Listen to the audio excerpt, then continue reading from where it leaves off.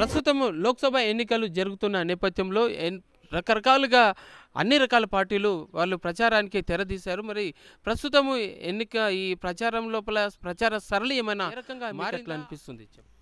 అసలు చెప్పుకుంటే ఏంటంటే 3 ప్రధాన పార్టీలు పోటీ పడుతున్నాయని అనుకుంటున్నారు అందరూ. అసలు బీఆర్ఎస్ ఎప్పుడో కూడా ఆల్రెడీ అది పాతాళం తొక్కేసిన ఆల్రెడీ బీఆర్ఎస్ పార్టీ అనేది లేకుండా పోయింది. అసలు ఆ క్యాండిడేట్ ఏంటంటే ఏదో టికెట్ ఆశించి తిరగాలి కాబట్టి తిరుగుతున్నారు అంతే. వాళ్ళు ఏదో కనీసము పోటీ చేసినామని చెప్పుకోవడం కానీ ప్రజల విషయానికి వస్తే ఏంటంటే రాహుల్ గాంధీ గారు ఎప్పుడో ప్రధానమంత్రి కావాలని చెప్పి ఆశ ఉంది ఆయనకి.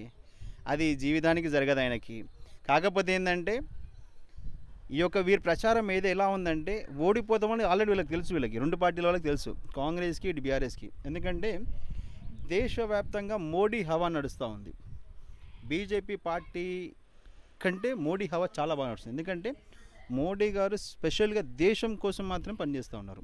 సో అందులో ఏంటంటే ఇప్పుడున్నటువంటి పార్టీలలో ఈ బీఆర్ఎస్ కానీ కాంగ్రెస్ కానీ వీటిలో ఏంటంటే వీటిలో ఉన్న కార్యకర్తలే బీజేపీ పార్టీకి ఓటేయమని చెప్పేసి ప్రచారం చేస్తూ ఉన్నారు.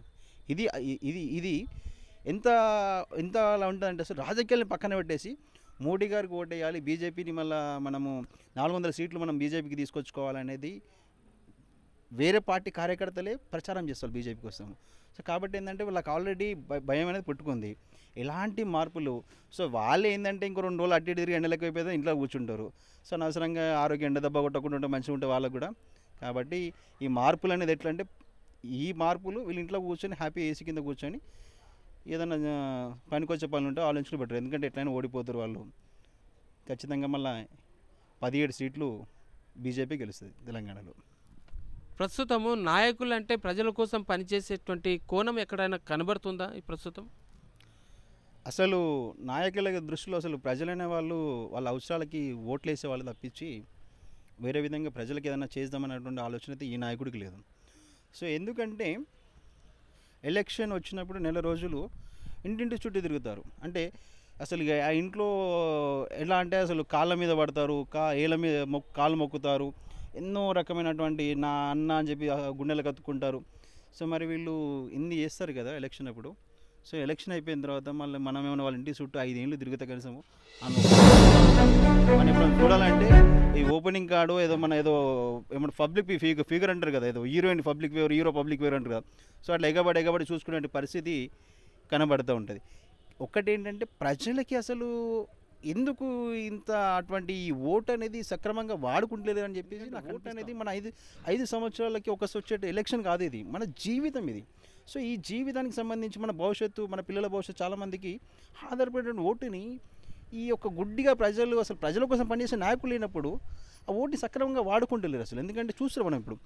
ఒకప్పుడు ఎట్లా అంటే ప్రధానంగా పార్టీలు మాత్రమే పోటీ చేసేది నాయకులు ఉన్నప్పుడు. కనుక ఇప్పుడు ఎట్లా అంటే ఇండిపెండెంట్ అభ్యర్థులు ఒక 50-100 మంది పోటీ చేసే పరిస్థితి వచ్చింది. సో ఇక్కడ అర్థమవుతుంది కదా విషయం ఏంటంటే ప్రజల కోసం నాయకులు అనేది పనిచేస్తలేరు ఎక్కడ కూడా. కాబట్టి ప్రజల కోసం పనిచేసే నాయకులు అనేది కనుమరుగైపోయినారు ఇప్పుడు. అయితే రాజకీయ నాయకుల మధ్య ఇప్పుడు చాలా తీవ్ర స్థాయికి మాటల యుద్ధం జరిగింది. మాటల యుద్ధం జరుగుతోంది కూడాను. వారికి బూతు పదజాలం కూడాను అనేక సందర్భాల్లో వాళ్ళు మాట్లాడుకున్నటువంటి తీరు కనబడుతుంది. ఈ పరిస్థితి ఎక్కడికి దారితీస్తుంది? సో ఇది ఒక చాలా మంచి ప్రశ్న అన్న. ఇది ఒక ప్రశ్న అనే దాని గురించి నేను కూడా చాలా వరకు నేను దీన్ని ప్రజలకు ఎలా చెప్పాలనుకున్న సమయంలో మీ యొక్క టీవీ ఛానల్ ద్వారా నన్ను అడిగినారు.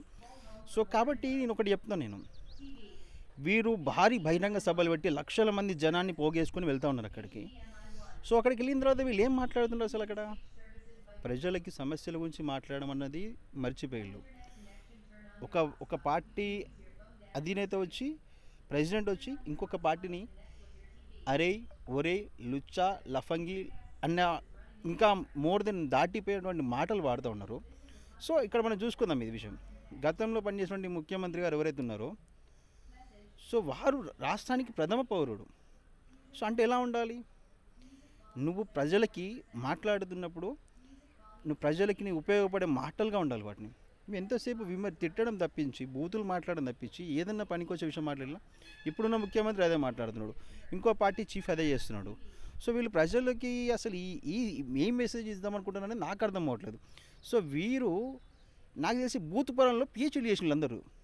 వీళ్ళందరికీ పిహెచ్డీలు చేసిన కాబట్టి వీళ్ళందరికీ గౌరవ పురస్కారాలు ఇవ్వాలి. వీళ్ళందరూ కూడా బూత్ పురాణాల మంత్రులు, బూత్ పురాణాల ముఖ్యమంత్రి అని చెప్పేసి అవార్డులు ఇచ్చి అలాంటిది ఒకటి పెట్టాలనేది నా ఒక ఒపీనియన్. ఎందుకంటే అసలు ప్రజలకి ఏమి కావాలనేది ఇప్పుడు చూస్తే ఒక్క ఛానల్లో కానీ, ఎక్కడ కానీ, మీటింగ్లో కానీ ప్రజలకి పనికొచ్చే విషయంగా మాట్లాడినటువంటి సందర్భమే లేదు. తిట్టుకోనికి వీళ్ళు రాజకీయంలో మాత్రమే ఉన్నారు. మేమేందంటే తెలియదు, మాకు కూడా హాట్ టాపిక్ కావాలి కదా, రోజు నాకు కూడా రోజు దినం గడవాలని. మేము కూడా అదే ఛానల్ పెట్టి అబ్బా రేవంత్ రెడ్డి బాగా తిట్టిండు, కేసీఆర్ బాగా తిట్టిండు అని ఎంతో మంచిగా గొప్పగా మేము కూడా అనుకుంటాం. మా కార్యకర్త మా రేవంత్ రెడ్డి చూడు ఎట్లా తిడతారో రేపు పొద్దున మీటింగ్లో అని చెప్పేసి ఈ విధంగా దిగజారిపోయినండి ఈ తిట్ల పురాణాలు. ఈ తిట్ల పురాణాలు అసలు కాదు.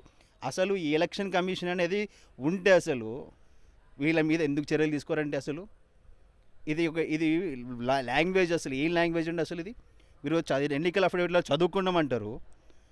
చదువుకున్న వ్యక్తులు మాట్లాడే భాష అండి అసలు అది. ఈ యొక్క భాషని అసలు పిల్లలు 10 సంవత్సరాల పిల్లల నుంచి ముసలోడు కాటికి ముసలోడు వరకు ప్రతి ఒక్కరు కూడా చూస్తూ ఉంటారు.